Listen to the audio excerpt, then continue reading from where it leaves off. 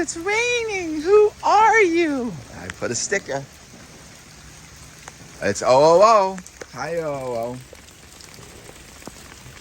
I'll just leave you alone. I like the stickers. It tells us what's going on. And actually gives value to the people that know these turtles are even more protective when they can identify. All right, I'll leave you alone. This is what OOO was doing. She was trying to nest. So that's a beautiful little test hole, but the temperatures are too cold and it is, of course, raining. But just not great weather for laying eggs just yet. Feeding this urbanized wild turtle my lunch.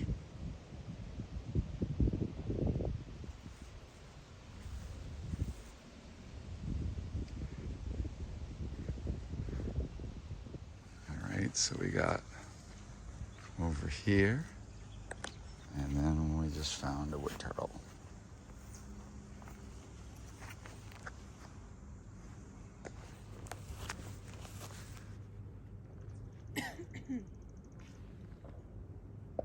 Awesome. This is the stuff that ruins my existence. So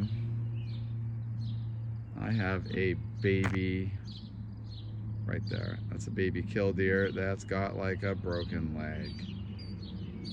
And I don't even know what to do, because this is a pair of birds that I've known for several years. And that little guy is bouncing around on one leg, and the easiest thing is to do nothing. God, I know. I want to help you guys, but I don't know what to do.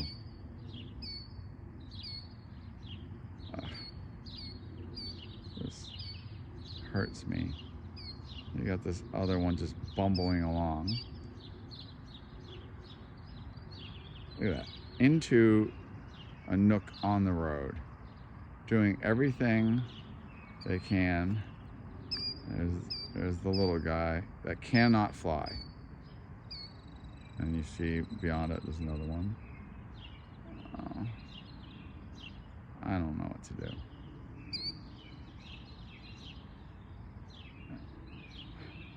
The only thing I could do, if I did anything, was to get this to a rehabilitator. Well, so we have to find somebody that does songbirds. And you're a good mommy. Where are you? Oh, there you go. So they're gonna do everything they can to distract me, because I am a horrible predator.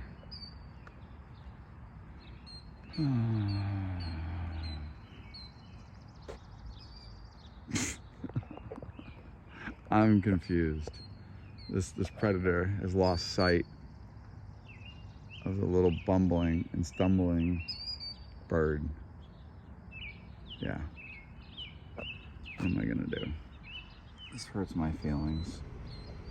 So there is a baby killdeer, and one of its legs is not even working. And I'm watching it. And at first I didn't understand what I was looking at, but it's chasing after a bug. Ultimately, I don't want to risk this, and I'm just gonna have to leave this. So this bird is close to being able to fly some. It's hobbling along. There's one other litter mate. Generally there's 4, so we've already lost, it looks like we already lost 2. It's so sad. It's such a sweet little bird. All right, hopefully I'm doing the right thing. All right, here's what I'm walking for. All right, let's gonna see if this was one of our known study turtles. This is a female Blandings out for a stroll. Hi. All right, let me count where you are. It's time to tell you how we mark these guys. So divide this animal into quadrants. So we use the occurring scute, the carapace scute, 1, 2, 3, 4, 5. Then we go to here, 10, 20, 30, 40, 50. Then we go to here, 1,000, 100, 200, 300, 4. So if we were look at this one, it'd be 1, 2, 3 is notched. See that little notch? 4 is not. 5 is notched. 5 plus 3 equals 8. Nothing. No notches detected here. Now if we go up to the hundreds, 100 is notched. 200 is notched. 300 is notched. 4. So 4 plus 3 is 7. 8, 9. Actually, how can that be? Every 100, 200, 300, 400. Huh. This is confusing. So, because this is 1, 2, 3, 6 plus 4. So that's 1,000. Usually we do 1,000 over here, but it depends who marked that. So this is essentially 1,008. Or you could have just marked this with the 8.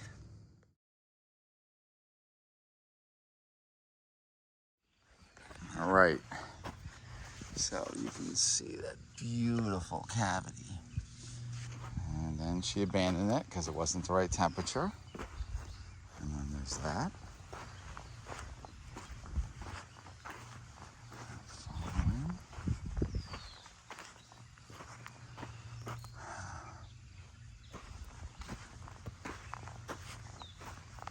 Okay. So I'm going to continue to follow this and figure out which one of these might make it. All right. I just got another snapper nest. So I'm going to protect this. And one more. I just was goofing around and following these tracks. But I already dug here. This is the female, I think, that had the big cracked shell. So she's been coming out here for days. All right, so that's 3 nests in 2 days. There's a nice little spotted. They're full of eggs. She has a notch right on 2. 3. Yeah, I don't think that's a notch. And 200. 202. Here's a nesting area we set up. And here's my first arrival. Look at that. Beautiful. You are just beautiful. Temperature's getting right. Look at that. Gotta love. You're so smart. See, you're so smart. Get away from me. That's lovely. I'll leave you alone. Here's another wood turtle walking over there. And there's a wood turtle here. I know these 2 wood turtles very, very well by that jagged edge. And this is a tricky spot. Volleyball. Is that actually a blanding? Yeah, he has a blandings. Fuck, and I don't have anything on me. Figures, right? I didn't even bring anything. Who are you? Hi. No. She's like, Put her in here and bring her somewhere. hi. Again, coming up out of this. Yeah, that's that little wetland where we got the spotted and the other blandings. All right, so hold on. 1, 2, 3, 4,000. 4,000, 40, 30, 4,030, I think 33. Yeah, I see it. Oh, She just peed. Yeah. 4,000, 1, 2, yeah. Looks like 4,000, 32 or 33. Mosquitoes. They're so cute. What do you got in there? Okay. So here, this is the Blandings that we're gonna protect her nest. Hi. We just found her as we walked out here. So we're gonna process her. She is known to us. But let's take a look at some head starts. So these head starts are from 2023 from nests that we were able to protect and then hatch the babies. And these went to our affiliate partners in the schools. So these two are from the Audubon facility in Wenham, Massachusetts. We have the bigger of the two, 9371. I see that one. Yep. That's really big, and it's really and she weighs heavy. in at one. She's on the small side. I'm sorry, that's 999. She weighs in at 195.2 grams. Yeah, it looks like a male. And the second one is also from Wenham, and that is 9,371, weighing in at 131.02 grams. So these guys were raised by Suzanne at the Wenham Audubon.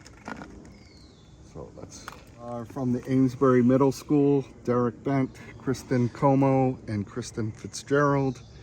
They raised them. They've been doing it now for, geez. How many did they have? They have 2 to a class, so there's 6 all together. 6? Yeah, you got 6 right there. Yeah, 6 all together. They've been doing this since 2017, raising them. So when these guys are born, they're only about, what, 10 grams? 8 to 10 grams. 8 to 10 grams on average when we do the weights. And now what kind of weights we talking? So for these are on the smaller side, but so... That's still at least a 5-year turtle. Oh, yeah. So this one, 9,370... Oh, I'm sorry. 71. This is Wenham, actually. This is... Yeah. 9,000. I don't think you even want to sweat that. But yeah, the the biggest one is 128 grams from Kristen's class. All right, so that's pretty massive, the weight gain, and we're basically all in captivity. This is over about 9 months, and I must say that we've been using the ZooMed stuff and the ZooMed, all the formula that we're using, all the pellets and stuff like that, has worked excellent. And we actually have some turtles that are sometimes huge, and what that is sometimes there's always going to have some that are more aggressive eaters, more aggressive growers, but this is still at least a 5-year turtle done in 9 months, and they're so healthy, and this is part of this big population that we're working on. And what? And every year we keep protecting nests, and then we're letting these guys go. So here, let's just get these guys out, because we have to actually go hunt some turtles, and we're just getting mauled by mosquitoes. And this one is the smallest, but all the others are average 100 grams or more.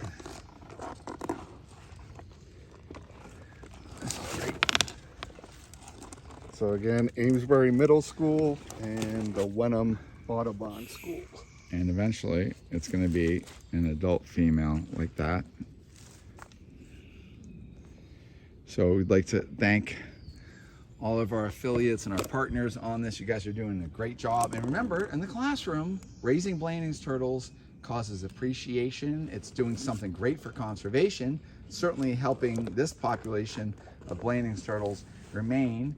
And we're releasing these into a vernal pool. And this vernal pool is full of life, like tons and tons of tadpoles. You can see the little dimpling on the water, and that's all the little tadpoles. So we're gonna leave these guys to go out, and they are beautiful. So again, a special thanks to Suzanne, Kristen, Derek, and all the kids that raised them. He's got a cute hat. Thank you. All right, thanks. Special thanks to ZoomEd once again, helping us with this year's release of, this is just some of our Blandings turtles that we're raising on their products. And let me tell you, these are such healthy turtles. And this is a huge part of conservation. When you have a head starting program that actually works, we're able to get animals 5 to 8 years in size normally within 9 months of head starting. So that means that we hold them in captivity, give them optimal conditions, and of course, ZoomEd, using their products, creates just like this optimal environment, and we then can release these animals with much more size where they're not being predated by, you know, frogs and so many different things. And secondly, protecting the nest, because we probably have mortality of nests that's easily 95%. And look at you. So big thanks for ZoomEd for helping us and being part of conservation. This is a very big success story with our Blandings turtle conservation, and here they're endangered in New England. Here's a sad reality. Over here, this was 10 acres that they took down to put this building.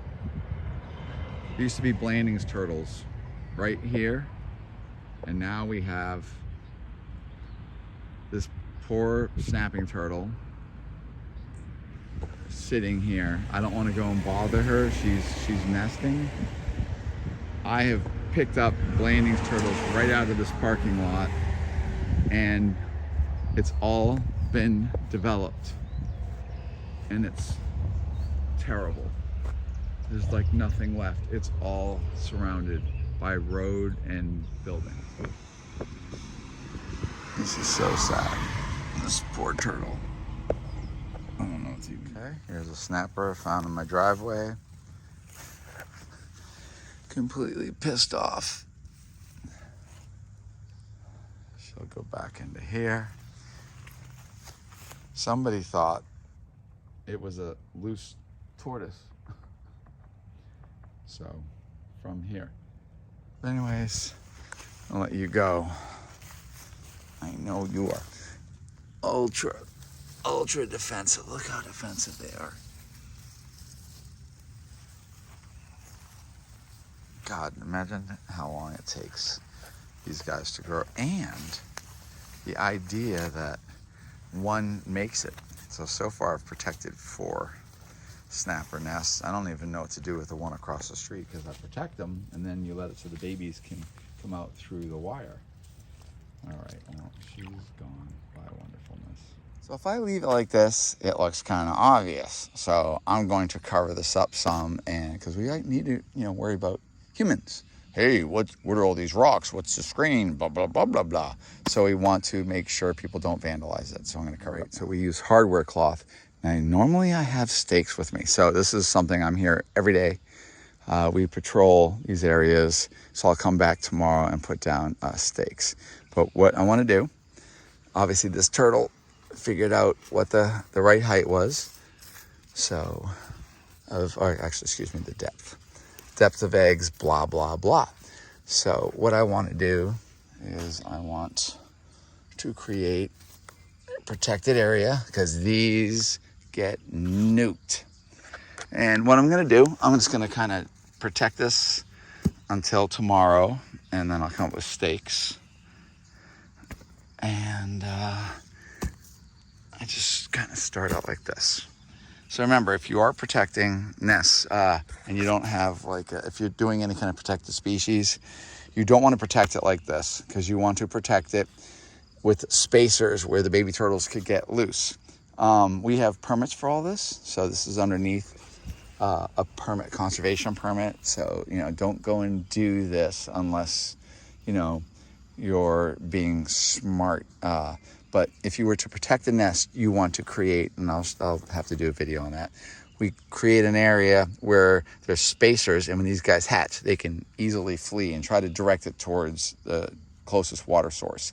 But these I'm going to totally protect, because we keep coming back. We actually even water these nests during the summer when it gets too dry, and we put stakes down and we kind of like disguise this, and right before they're going to hatch, we date everything, we record all this, we keep data on all this, and then we come back, we'll dig them up, and then we hatch them, and then we release them or head start them.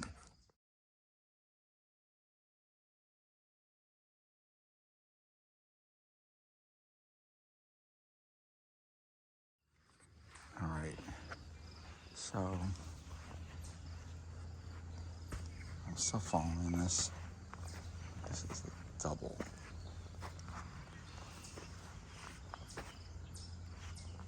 So see, we got a track there, got a track there, and it's like the turtle. Okay, see right there, the scratch is there. So that was right foot right here, leaving off. All right, so this looks suspect, because what they do is when they're nesting, they go in there and do all their business, and then they kind of cover it up. So I still see a depression. This is all activity from this morning, and now we're starting to get good temperatures, but I find so many test holes. But this looks like a turtle was here. Maybe it's actually nothing, but it's really interesting here. I don't see any tracks here, but then I suddenly see tracks there. So if I was a turtle, I get there and I just start kind of covering it up. So I get all this, I get over here, and then I get this area where it's all blanked out. And I don't understand how it would go from here to there and not leave any marks there unless it was trying to cover it. So let's see what happens. Okay, so it would be facing that way. Oh, it is nice and warm.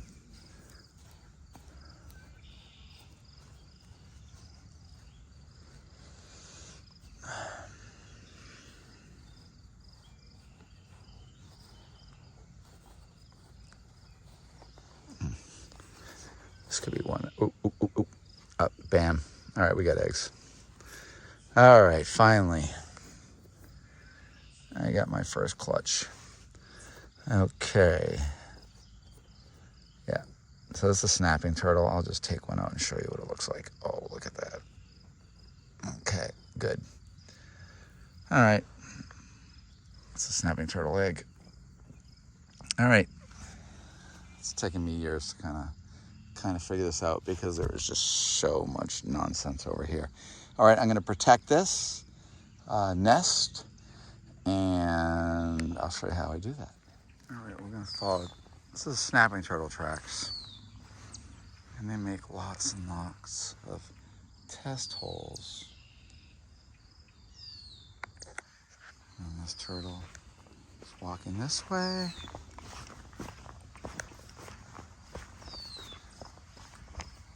Come out. And there is a chance that this turtle has nested, because it's coming across some other spots and it's not doing any test holes. So if I go back to this, I'm very suspect. I don't know why snakes get run over, because they do this. So when they're sitting here and they're just thinking, and they're depending on their cryptic camouflage or how they blend in, they just think that I'm just going to miss them. Then we run them over. So this is a little garter snake from last year. And he was relying on secrecy to get away from me. This is why black racers really like to die, because they sit in the road and they pause and they look up and go, what was that? And then the car runs them over. It's really sad.